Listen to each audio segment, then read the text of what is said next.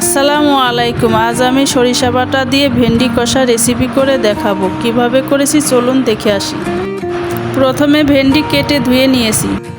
এরপর কড়াইতে তেল দিয়ে দেব।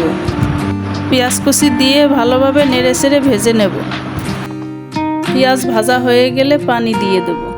তারপর কয়েকটা কাঁচা মরিচ দিয়ে 1 চামচ রসুন বাটা, 1 চামচ আদা বাটা, 1 চামচ জিরা বাটা দিয়ে নেড়েচেড়ে নেব। নাড়ার কিছুক্ষণ পর 1 চামচ লবণ, 1 চামচ সজের গুঁড়া, 1/2 চামচ হলুদ গুঁড়া, 1/2 চামচ মরিচ গুঁড়া দিয়ে ভালোভাবে কষিয়ে নেব। কষানো হয়ে গেলে ভেন্ডি দিয়ে নেড়েচেড়ে নিয়ে সরিষা বাটা দিয়ে কিছুক্ষণ কষিয়ে পানি দিয়ে ঢেকে দেব। ঢেকে রাখা 10 মিনিট পরে ঢাকনা উঠিয়ে কিছুক্ষণ নেড়েচেড়ে আবারও ঢেকে দেব। এরপর 10 থেকে 15 মিনিট পরে ঢাকনা উঠিয়ে নেড়েচেড়ে গা মাখা হয়ে গেলে নামিয়ে নেব। হয়ে গেল সরিষা বাটা দিয়ে ভেন্ডি কষা রেসিপি।